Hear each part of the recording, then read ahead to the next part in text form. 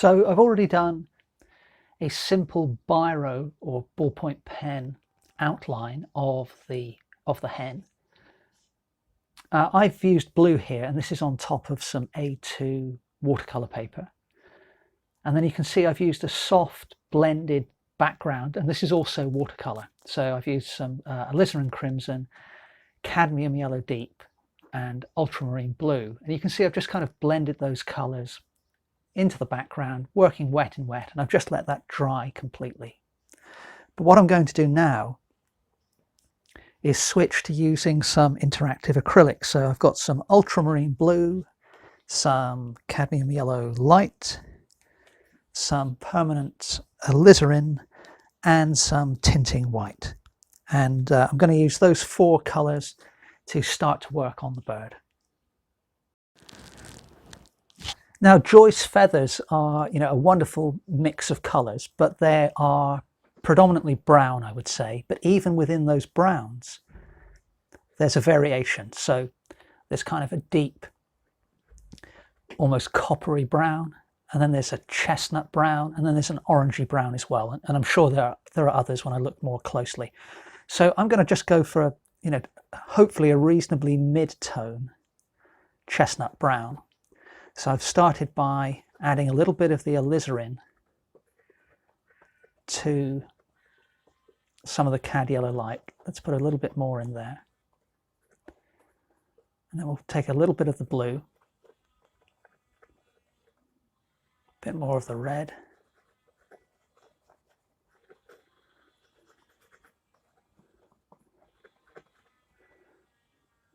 a little bit more of the blue. And I think that's probably a reasonable starting place. It might be a bit too orange. Let's get a bit more blue in there. Oh, okay, too much.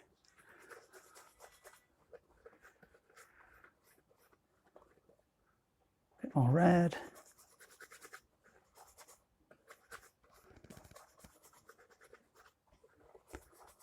And actually, I think that's probably a better starting point. So I'm going to keep the paint reasonably fluid, just give it a little bit of a spray with the water bottle.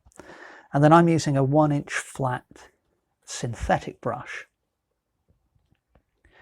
And we'll just start to put some of this colour down. So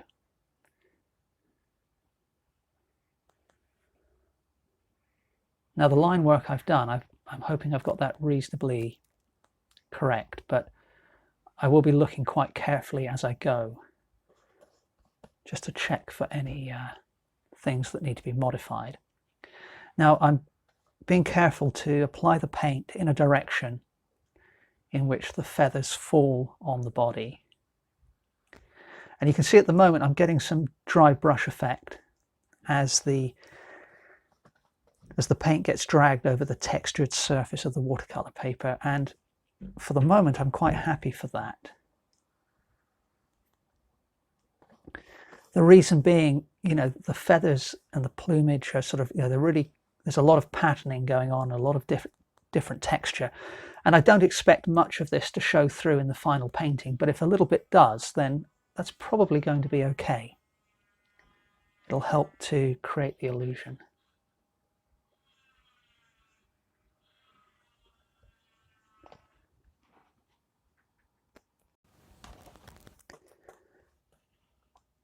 Now, if you watch the channel regularly, then you may remember that when I do acrylic paintings, what I often do is put down a layer of conventional acrylic, not always, but usually do conventional acrylic for the first layer, and then come in with the interactives on top. And the reason for that is it gives me that nice slick surface which seals the surface of the painting, painting or paper. But the reason I've gone with the watercolor for the background today is I thought, well, the bold colors, bold vibrant colors of the acrylic might make a nice contrast with a softer, more subdued background and create a nice sense of depth. So that's the reason for using the watercolor in the background today.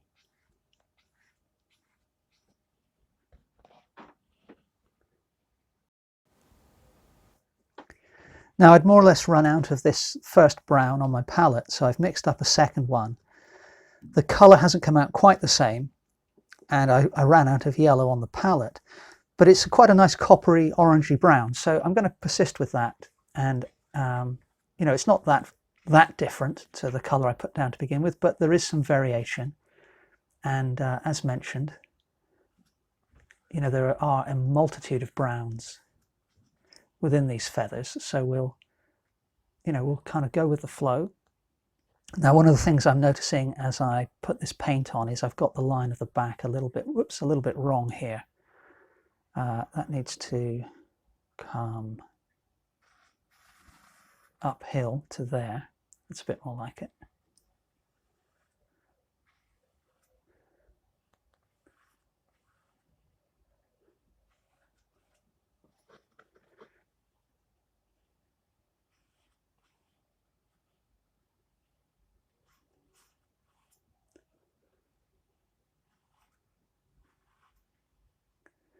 So all the time I'm looking at the direction in which the feathers are falling. And then my plan for later is to, I'm not going to try and describe every single feather or the pattern on the feathers exactly. But what I'll try to do is capture the essence of it by picking out some key details here and there. And then if we go over to the head here,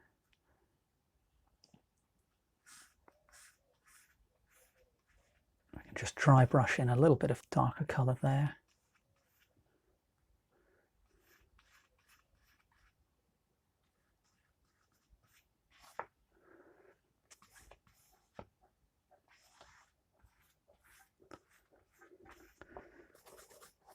And there's still a little bit too much of the background showing within the silhouette of the hen, so I am just going to fill in some of that.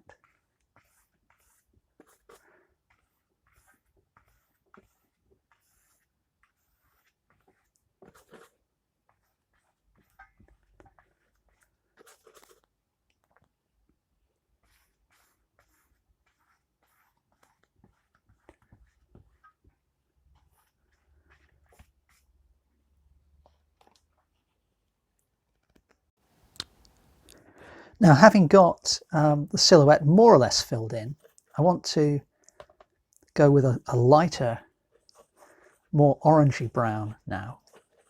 And this will be the beginnings of a highlight colour. So what we'll do is as you saw, I've just added some yellow and a bit of red to that patch of the two browns I had before. And we'll spray the surface of the painting with water, and I'm hoping that's not going to disturb the watercolour background too much. I don't think it should, providing I don't scrub the background with a brush, which at the moment I have no intention of doing. And that's going to allow me to blend these interactives as I apply the lighter colour. It's got a bit of dry paint there or something. Let's just get that off. Come on. There we go.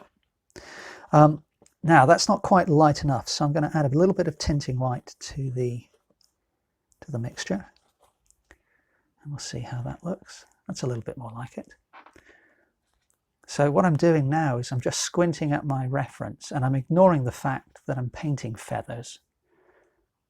I'm ignoring the fact that I'm painting a hen. I'm just trying to look at it as, within that silhouette shape,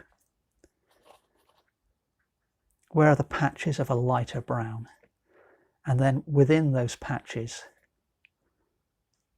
if I look at the texture or the general fall of the feathers, just keep that in mind, so that the feathers are going this way here, and then they're curving here as they fall across the body. I could perhaps put a little bit in up there as well.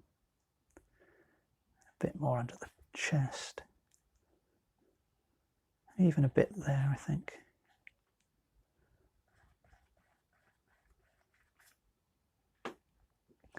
And now I think I can afford to go a little bit lighter again and I'm actually going to add a little bit more of the alizarin crimson. So I'm always going towards the pinks now.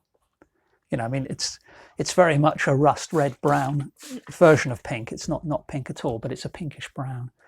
And I can just begin to see there's a bit of that colour in there. And here on the chest as well.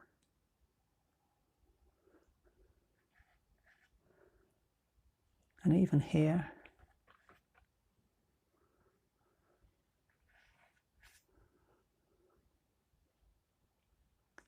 And a little bit under there. Perhaps even down here too. And let's just fill in the silhouette a little bit more there.